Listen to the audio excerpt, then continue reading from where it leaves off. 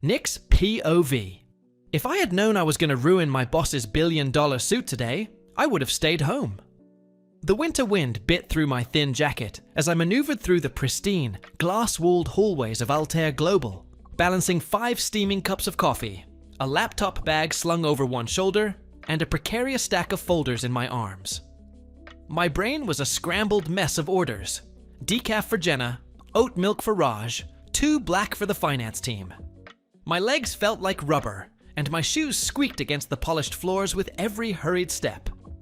Why did I take this internship, thinking I could survive this? I muttered to myself.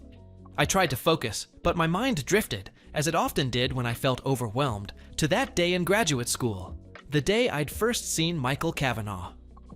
He'd been a guest lecturer, famous, untouchable, the kind of man people whispered about in awe.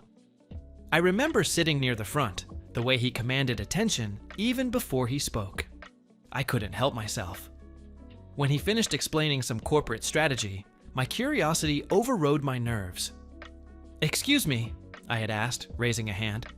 "I am Nicholas Brown from the finance major final year. I have a question. Do you think an executive should always stick to traditional hierarchical structures, or is there room for a more flexible approach in decision-making?" The room had gone silent. Everyone else seemed afraid to breathe. Michael's gray eyes had swept over the students, finally resting on me. They were piercing, unnerving, but for some reason, they didn't feel cold. Instead, there was a spark there, something almost teasing in the way his gaze lingered. He had leaned forward slightly, smirking.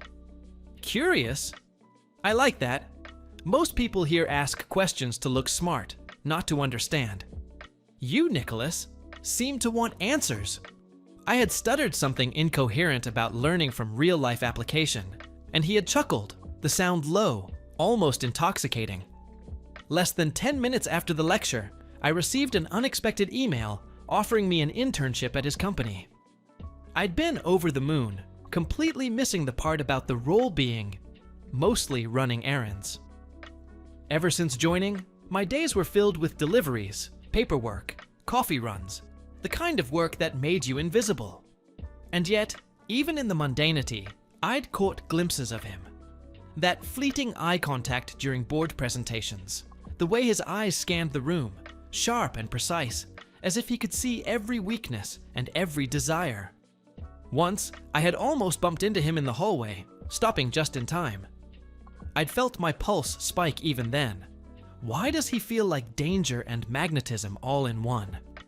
"Nick," my coworker Jenna called from across the hall, "don't forget Michael's double espresso.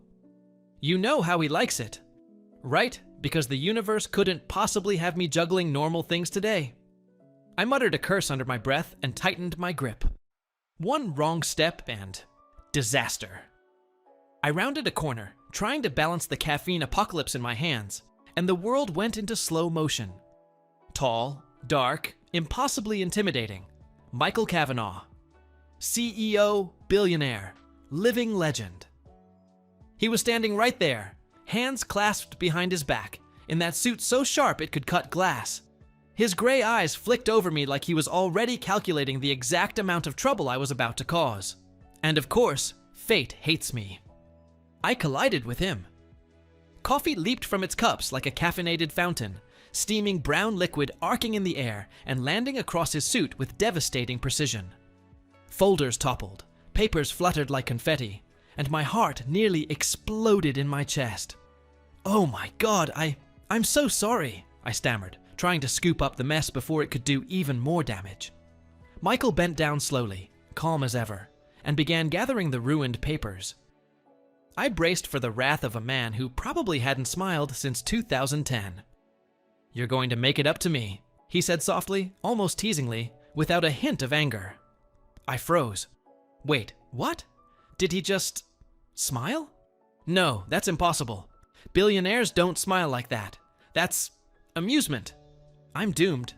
I can, fix this. Get new... My words stumbled over each other, completely inadequate. He straightened and looked at me, piercing gray eyes locking onto mine. "Make it up," he repeated, the corner of his mouth quirking in a way that made my stomach drop. To me, Personally, my brain short-circuited. Personally? Did he mean personally? Like, personally. My mouth opened, but only a strangled, came out. Michael didn't wait for an answer. He handed me the crumpled papers and turned, his coattails swishing behind him. I followed like a hypnotized idiot, clutching the ruined coffee-stained folders, like evidence of my impending doom. The hallway felt smaller, tighter, suffocating. My chest pounded like a drum. This was it. I had officially gone from underappreciated intern to something entirely different. Something terrifying. Something Michael Kavanaugh owns now. And I was helplessly, ridiculously, nervously, definitely intrigued. The elevator ride up to Michael's floor felt like it lasted an eternity. My hands were still trembling from the coffee disaster, the smell of burnt espresso clinging to my jacket. I tried to focus, told myself this was just an awkward mistake, and I'd somehow survive it. Spoiler, I was wrong. Michael's office was exactly what you'd imagine a billionaire's lair to be. Floor-to-ceiling windows overlooking the city, sleek, minimalistic furniture, and a desk so massive it could host a small party. He gestured toward the chair in front of it, and I obediently sat, clutching the ruined folders like a lifeline. "I want this cleaned up," he said, tapping the papers with one long finger. "And then, you're going to fetch me something." "Something?" I asked cautiously, already regretting my life choices. He leaned back, the gray of his eyes sharp enough to make me squirm. "Coffee. But not just any coffee. The one I like from the cafe 2 blocks down. Extra hot. Exactly 237 milliliters. 10% less sugar than last time. Foam exactly this thick." He held his fingers a precise ½ inch apart, demonstrating. My mouth opened, closed, and then opened again. You want me to measure the foam?" "Yes." His voice was calm, but that smirk made my knees weak. "And bring it to me in 10 minutes. 10 minutes? I spluttered. "Do you know the line at that cafe right now?" Michael's eyebrow rose. "I didn't ask if it was convenient. I asked if you could do it." I blinked at him, dumbfounded. And of course, I couldn't not do it. I was already in too deep. By the time I returned, soaked from the first winter drizzle, the coffee steaming in my hands, Michael had taken off his jacket and was leaning casually against the edge of his desk. He didn't look angry, just amused. Dangerous, lethal amusement. "You made it," he said, voice smooth as silk, gray eyes scanning me like he was assessing a puzzle only he could solve. "And the foam?" I held it out like a fragile offering. "Exactly. 1/2 inch, sir." He leaned forward, hands resting on the desk. "Impressive. You're, attentive." His gaze lingered, and I felt my face grow hotter than the coffee in my hands. "Thanks?" I offered, unsure if that was the correct response to a billionaire staring me down with that look. "Nick," he said slowly, savoring the syllables, "this is only the beginning." "You're going to owe me more than a perfectly measured coffee," I gulped. I think I can handle that." Michael's lips curved into that subtle, infuriating smile again. "We'll see." And just like that, my mornings, my days, and probably my nights became his. Night. It was past 8 p.m. by the time the rest of the office had trickled out, leaving only the faint hum of the HVAC system and the occasional buzz of the cleaning crew somewhere down the hall. I was buried under spreadsheets and reports, the remnants of my coffee fiasco still fresh in my mind, when Michael appeared behind me. "You're still here?" His voice was quiet, almost teasing, but the power behind it made me jump. I had to finish the Thompson account projections," I stammered, tapping furiously at the keyboard. My hands were clumsy, too aware of him standing so close. He leaned casually against the edge of my desk, eyes scanning the screen over my shoulder. "You're meticulous," he said softly. "I like that." Most interns rush through this and call it a day. I swallowed hard, trying to focus. Thanks, I guess. My voice cracked slightly. I hate mornings, and I apparently hate nights too. Michael crouched slightly to read a figure on the spreadsheet. His shoulder brushed mine. Just a little, but enough to make my pulse spike. My brain short-circuited. It's just brushing. Stop thinking. You're tense, he observed, not unkindly, though that voice had a dangerous edge. Relax. I can't relax, I admitted, my voice barely above a whisper. Not with, you here. He froze for a fraction of a second, gray eyes flicking to mine. Then that faint smirk appeared again. Not with me here?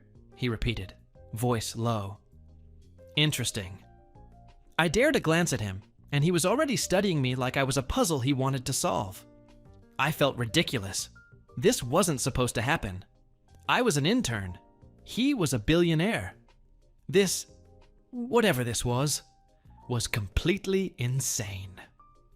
Nick, he murmured, leaning closer under the guise of looking at a cell in the spreadsheet. If you keep staring at me like that, we might have a problem. A seriously intense problem. I'm not. I started, but my words died in my throat as he brushed a damp strand of my hair back from my forehead. I inhaled sharply. My entire body felt electric. Every nerve ending was screaming. My brain was screaming. This is a CEO, a billionaire. You cannot feel this way. Michael straightened suddenly, giving me that impossible gaze that made me want to melt and run at the same time. Good work tonight, Nick. Don't make me regret keeping you here. I nodded, completely incapable of words.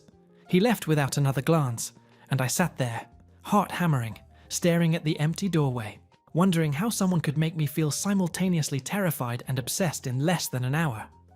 By the time I finally stood to leave, my mind was a mess of spreadsheets and him. That hand, that smirk, that impossible intensity. And I realized, with a sinking, thrilling sense of inevitability, I didn't just spill coffee on Michael Kavanaugh. I had spilled myself into something I couldn't control. A week later, Mondays were supposed to be manageable, supposed to be predictable, supposed to be a lie. By mid-morning, a new intern, tall, blonde, with that effortless smile that made you want to punch him in the face, had already started orbiting Michael like some kind of personal satellite. I'd met him briefly in orientation. Apparently, his specialty was making everyone question their own worth. And he wasn't subtle. Not one bit. Michael, the new intern said, leaning against the desk in a way that screamed, I know I look good. I thought I'd double-check the Henderson Project numbers with you. You have such a detailed approach. I felt my stomach twist. Every word, every glance he shot Michael made me want to shove the nearest folder at his face. Michael's gray eyes flicked to me for a split second, and I thought I'd see something like reassurance. Instead, amusement. That damn smirk. I muttered under my breath, fingers tightening around my coffee mug. Great. Yeah, just great. Perfect. You okay? Rachel, my only ally in the chaos, whispered as she passed by my desk. Yeah, just loving life, I muttered, not bothering to hide the sarcasm. Michael's attention, apparently, was a currency more valuable than gold. And right now, this blonde intern was cashing in. Later that afternoon, Michael appeared by my desk, leaning casually, that smirk teasing the corner of his mouth. Jealous, Nick? I choked on my pen. I'm not. You're very red, he said, tilting his head. And fidgety. You can try to deny it all you want, but it's charming. Charming? You're kidding, right? My voice pitched too high, despite my best effort at control. He leaned closer, so close I could feel the faint warmth radiating off him. I don't kid about this, Nick. You intrigue me. And I notice everything. From day one. Everything. My heart skipped a beat, and then the room got smaller. I had to look away. Just focus, okay? Michael's smirk deepened. Focus is overrated. You should feel a little, I groaned inwardly. Feel a little? My pulse is already 100 miles an hour. I don't need more feeling. By the end of the day, I delivered 2 coffees, organized 3 different reports, and witnessed the blonde intern flirt with Michael like it was a professional requirement. And yes, Michael had looked at me, a fraction longer than necessary, testing, teasing, daring me to react. And react I did. That night, as I walked to the subway, I replayed every glance, every word. I couldn't tell if I hated the blonde intern, or myself for caring. Every step felt heavy with longing, frustration, and something darker I didn't want to admit. But one thing was clear. Whatever game Michael was playing, I was already losing. 4 days later, the office was buzzing more than usual that Thursday morning. Papers shuffled, keyboards clicked, and whispers floated just loud enough to reach me when I passed by. But none of it mattered, until I saw her. Michael's ex, Elena. She didn't look fazed at all, slipping into the office like she owned the place since she is working on an ongoing project with Michael. But the kind of presence she had made everyone else shrink a little. And of course, my stomach sank. The same grey eyes that had haunted me all week were now locked with hers for an uncomfortable moment. I froze, pretending to adjust some files at the copier, trying not to hyperventilate. "Michael," she purred, a note of familiarity in her voice. "We need to go over the Kearney deal." He nodded once, professionally, but then, my heart sinking, he followed her into the conference room, leaving the door slightly ajar. And like an idiot, I leaned closer to peek. I shouldn't have. Her hand brushed his arm. His head tilted toward hers, as if they were sharing a private joke. And my chest burned. Rage. Jealousy. I wasn't sure, but I wanted to throw the nearest stapler at the wall. "Nick?" I jumped, nearly dropping the folder in my hands. It was Rachel. She gave me that knowing look. One of those "I see everything, don't even try to deny it" looks. "It's nothing," I muttered, but my ears were burning. I tried to focus on my work, on the endless spreadsheets, on literally anything else. But every time Michael left that room, my mind spun. Had I imagined her hand on his arm? Was he smiling at her the way he sometimes looked at me? By mid-afternoon, office gossip started swirling. Whispers of old flames and lingering feelings, mixed with the usual intern jokes, made my stomach churn. I couldn't focus. I couldn't breathe. And when Michael finally appeared in my line of sight again, my brain short-circuited. He leaned over my desk casually, a smirk teasing the corner of his mouth. "Distracted today," he observed. I flushed. Yeah, just a lot of work." He raised an eyebrow. "A lot of... or someone distracting you?" My chest tightened. "No, nobody." He tilted his head slightly, grey eyes sharp, unflinching. "Nick." His voice dropped, softer now, more dangerous. "You don't need to lie to me." "I know when you're lying." I swallowed. Damn him. He always knew. I just... It's nothing, okay?" He straightened and leaned closer, just enough that I could feel the heat radiating off him. Interesting. Because it seems like it's everything. And then he left, just like that. Smooth, infuriating, leaving me feeling hollow, frustrated, and obsessively aware of him. That night, I sat in my apartment, replaying every second of the day. The ex, the whispering coworkers, the way Michael had watched me with that look. I didn't know whether I wanted to scream, cry, or just run to him. Instead, I did what I always did. I overanalyzed, questioned my own feelings, and convinced myself I was about to be nothing more than a pawn in some billionaire game I couldn't win. But deep down, a small, terrifying part of me couldn't stop hoping he'd want me anyway. Night. The office was quiet that night, The kind of quiet that made every creak and hum of machinery feel amplified. I was alone at my desk, head pounding from hours of spreadsheets, when I heard the soft click of heels on the marble floor. Michael. Still here. His voice was low, controlled, teasing just enough to make my pulse spike. Yeah, I mumbled, staring at my screen like it would magically make him disappear. Just finishing up. He leaned against my desk, close enough that I could feel the warmth radiating off him.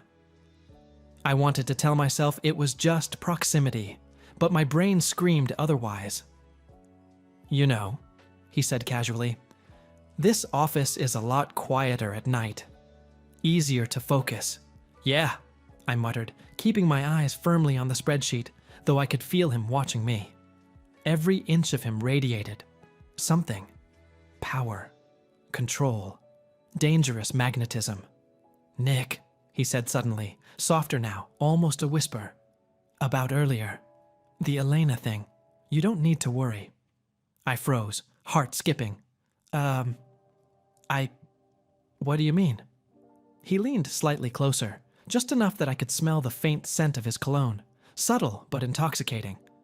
She's part of the past and a project partner. Nothing else. Don't read too much into it. Something inside me unclenched, relief flooding through my chest, but it was immediately replaced by desire. The way he said it, the calm, controlled tone, it wasn't a confession exactly, but it was intimate, protective. For some reason, it made my knees go weak. Okay, I said, fumbling with the mouse. Thanks, I appreciate it. He smirked slightly, that damn smirk again, and leaned back just a fraction, giving me the tiniest of space. Good. Because I don't like you wasting energy worrying about things that don't matter. Focus on what it does. Like, this project. Or, us, US. My heart stopped. Did he just? No, he didn't say it explicitly. He didn't need to. That single word, the implication, the way his eyes lingered on mine, it made my pulse race faster than it had in days. I opened my mouth to respond, but he tilted his head, lips barely curling into that teasing half smile, and said, Go get some takeout. I'll handle the rest here. I blinked. Okay. Sure. As I walked to the elevator, my mind was a mess of relief, confusion, and an undeniable, dangerous attraction I could no longer ignore. Michael had cleared up Elena, sure, but now he had stirred something much worse inside me, something I didn't want to run from. By the time I returned with the takeout, he was sitting at the edge of his desk, reviewing documents. I set the food down, carefully, trying not to show how flustered I was. Perfect timing, he said, not looking up. Then, after a pause, he added, softer this time. Nick, I'm glad you're here. I felt my stomach drop. That wasn't a kiss. That wasn't, I love you. But in that moment, in the way he said it, with the dangerous calm in his voice, I knew exactly what he meant. He wanted me. Not because of Elena, not because of a game. He wanted me, here, now, and maybe for more than I was ready to admit. And that terrified me. A few days later, the Friday activity had been a trap. I'd thought a little climbing and team fun would be harmless, but it quickly became a minefield. I was halfway up the indoor rock wall when I felt it. A presence. Michael. I froze mid-grip, muscles trembling, heart hammering. He stood at the bottom, jaw tight, gray eyes locked on me. There was no smirk, no playful teasing, only that intense, dangerous stare that made my skin prickle. Jake, the cocky intern, was laughing beside me, trying to get my attention. I barely registered him. My focus was entirely on Michael, who didn't move, didn't blink, just watched. Every brush of Jake's hand against my arm felt magnified, and I was painfully aware of how much Michael's eyes were following us. The activity ended, but Michael didn't leave. The walk back to the office was silent, suffocating. When we entered his cabin, He closed the door behind us with that soft click that made my heart thump. "Sit," he said, voice calm but commanding.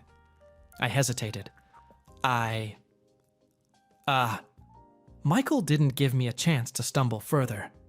He closed the distance between us in 3 long strides, and I realized the air had changed, charged, electric, dangerous.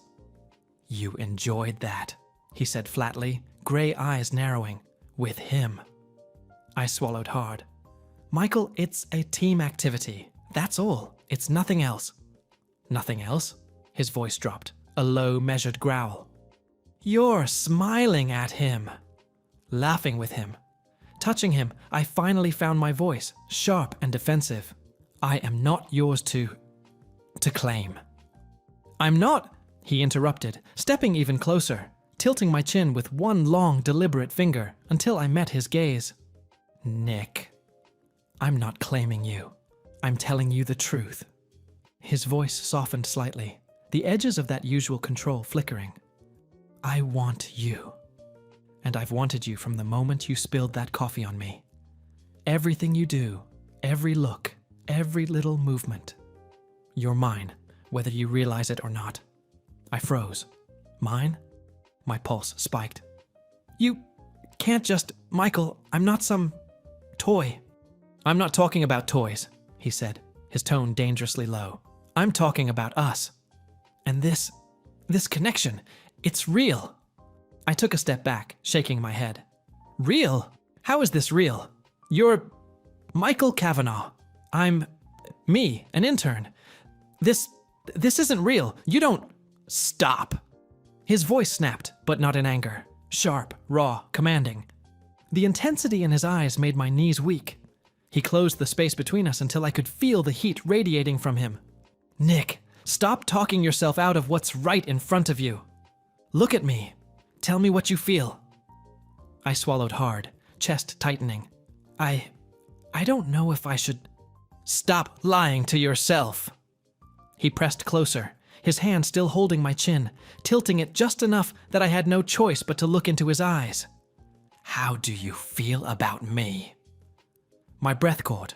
The room felt smaller, the air thicker, the world outside non-existent.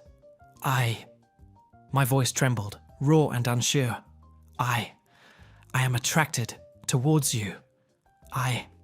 He leaned just slightly closer, not touching lips yet, but close enough that the heat between us was unbearable. "Attract?" His voice was softer now, almost a whisper, but each word was heavy with meaning. "Don't say that. I want honesty. I want everything you feel. I can handle it. I can take it." I bit my lip, fighting the fluttering panic in my chest. "I like you. I like whatever this is between us." Michael's eyes darkened with something fierce and hungry, that raw edge that always terrified and thrilled me. "Good," he murmured, his free hand brushing the edge of my shoulder. "Because I've wanted you, and I'm not letting you go. You don't get to fight me on this, Nick." I gulped, cheeks burning. "I don't want to fight you. It's scary." "Scary?" he repeated, smirking just slightly, leaning until his forehead almost touched mine. "Good. It should be, because it's real, and I'm real, and I want you to be real with me, right here, right now." My chest tightened, and I finally let my defenses drop, heart thundering. "Okay, I'm real with you." Michael's fingers lingered on my chin, tilting my head slightly, gray eyes searching mine like he was reading my soul. "Tell me again." Slowly, every word. "I like you, Michael. I like you." "Good." His lips curved into a satisfied, predatory smile, and he leaned just close enough to brush his nose against mine, the heat of him enveloping me. "Because I like you too." And I've waited long enough to stop saying it. Don't doubt it. Not for a second. The world fell away, leaving only us, the tension, the closeness, the undeniable pull between us, and the slow, burning realization that neither of us would back down. A month later, 4 weeks had passed since Michael's confession, the slow-burning, electric truth we'd finally admitted to each other. Since then, I'd noticed subtle changes. How he lingered near my desk just a little longer.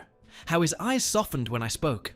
How sometimes his smirk was warmer, less teasing, and more possessive. I liked it. Loved it, in fact, though I would never admit it aloud. It made me feel seen, wanted, alive in a way I hadn't realized I craved. But that glow didn't last long. By mid-morning, I could feel the weight of whispers, the subtle stares from coworkers, the passing comments that weren't meant for me to hear, but somehow pierced my skin anyway. Rumors. Insidious, cruel rumors. "Did you hear about Nick?" one of the interns whispered, eyes darting. "I heard he's sleeping his way to the top. With, you know." I froze mid-step, coffee in hand, heart hammering. I wanted to laugh, wanted to yell, wanted to hide under my desk and cry all at once.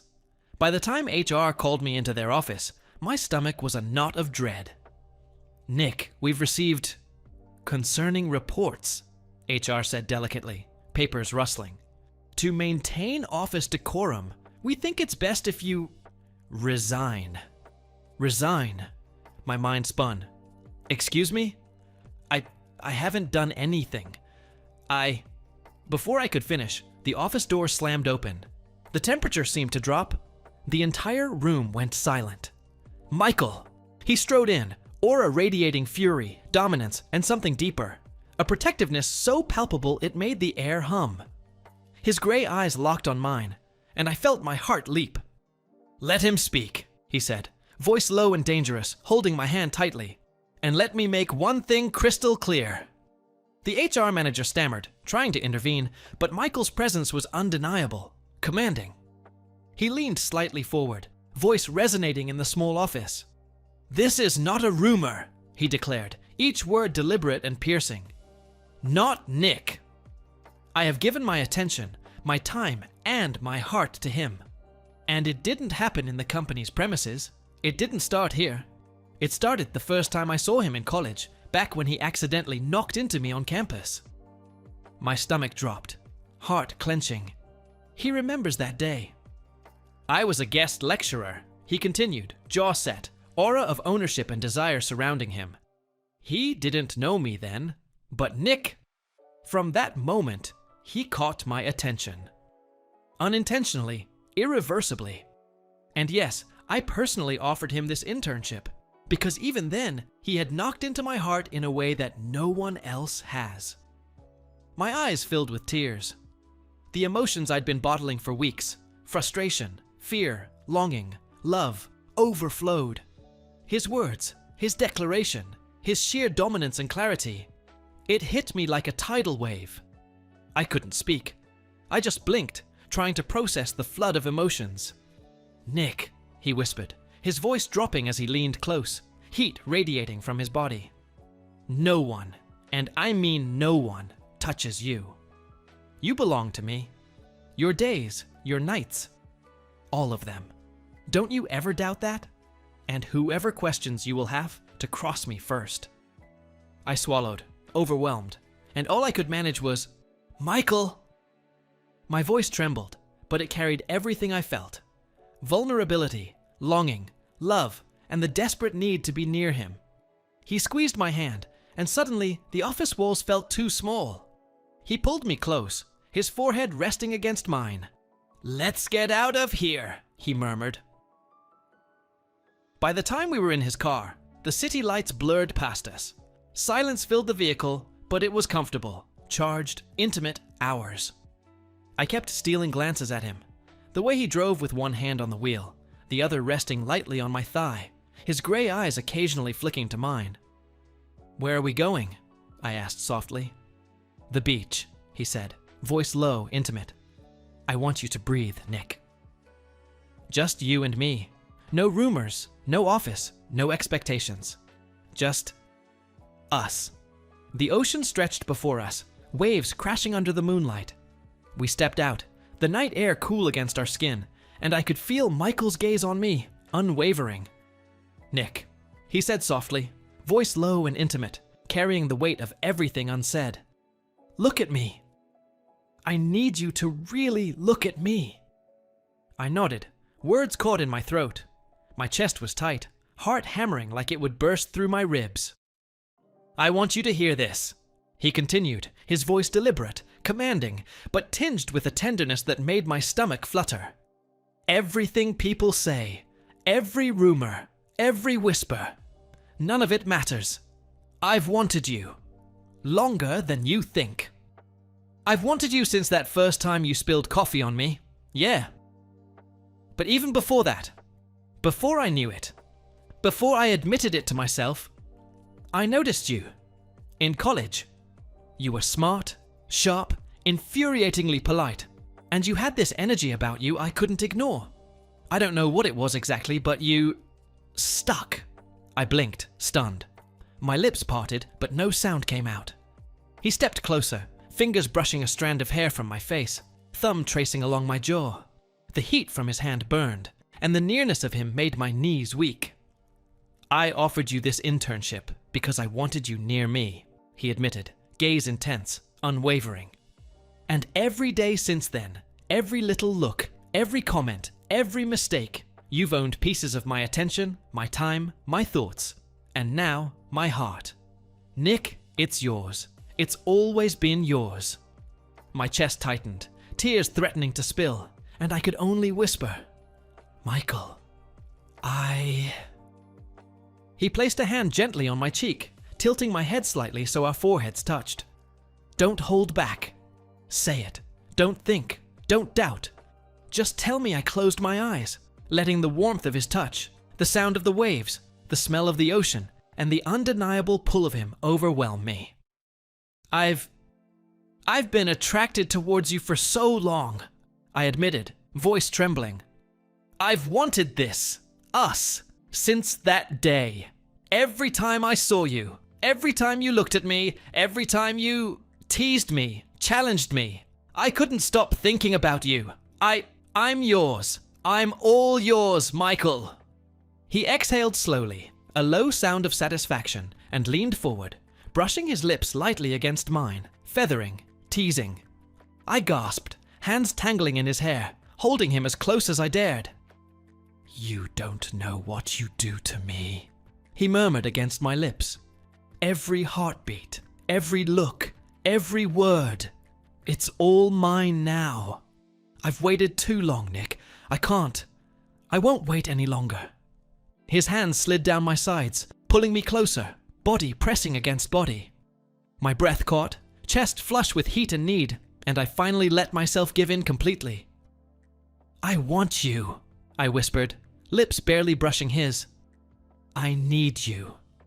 I want this. I want you. Michael's eyes darkened with a fierce, possessive hunger. Then take it, he said, voice low, rough but tender. His lips captured mine fully, slow at first, savoring, testing, then deepening with every heartbeat. Our kiss was urgent, passionate, a culmination of weeks of tension, teasing, and unspoken desire. I wrapped my arms around his neck, pulling him closer, feeling the heat of his body, the strength in his chest, the overwhelming certainty in his hands. Every doubt, every rumor, every fear melted away. This was real. This was us. We pulled back slightly, foreheads resting together, breathing heavy, hearts racing in perfect sync. I own you now, Nick, he murmured, voice low, intimate, possessive. Your days, your nights, everything in between.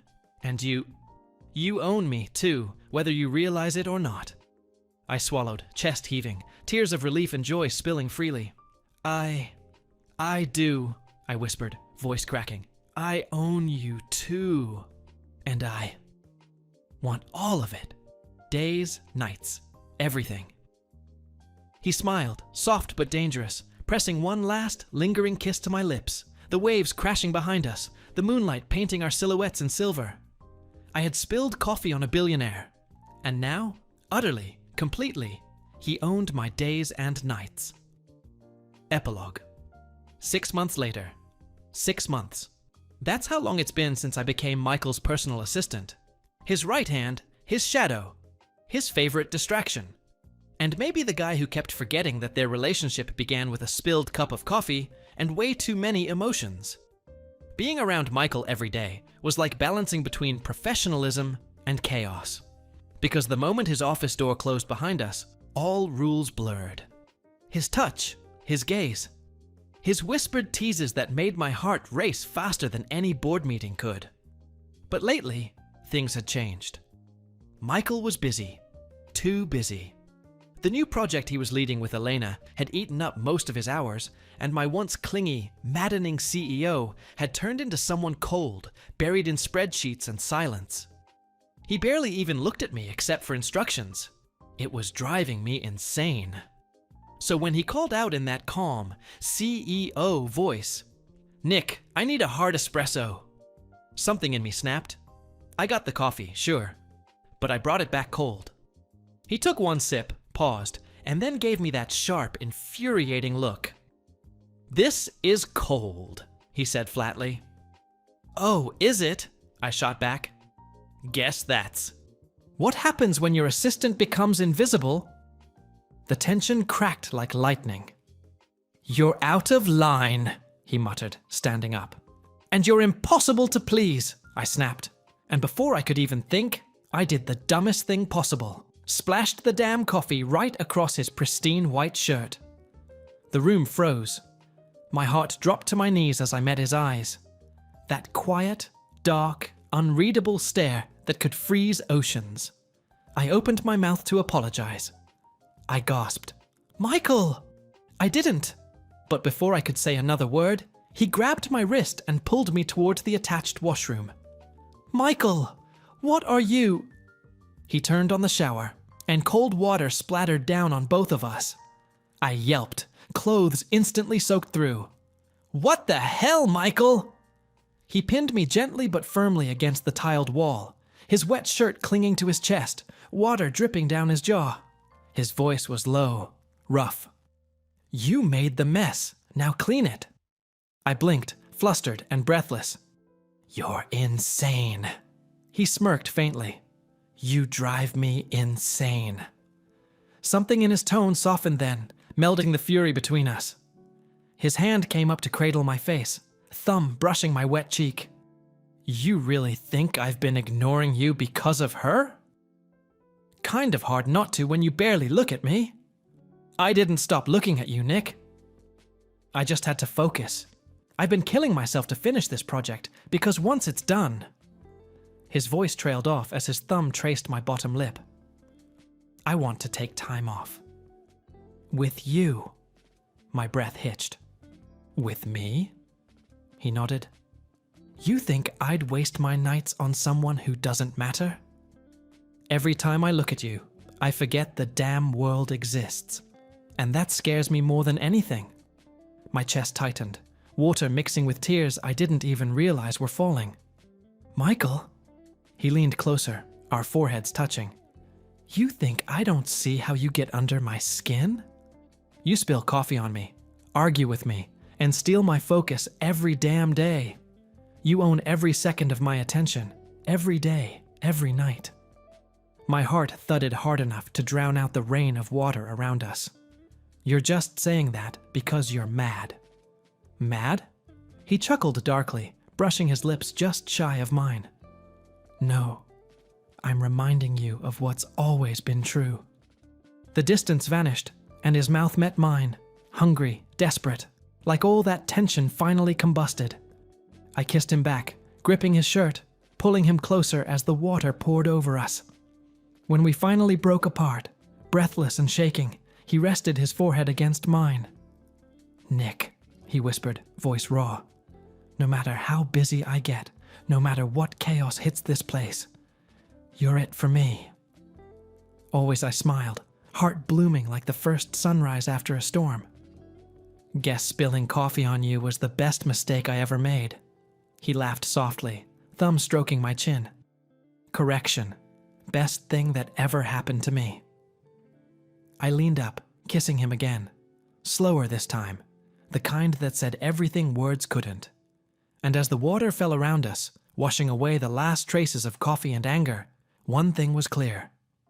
He might own the company, but somewhere between spilled coffee, stolen kisses, and endless nights, he owned me too. The end ever accidentally start a whole love story because of one stupid mistake, like spilling coffee on someone? Tell me your version. Thanks for watching. Subscribe to become part of our Rainbow Force, and consider joining our membership for early access and exclusive content. Stay wholesome.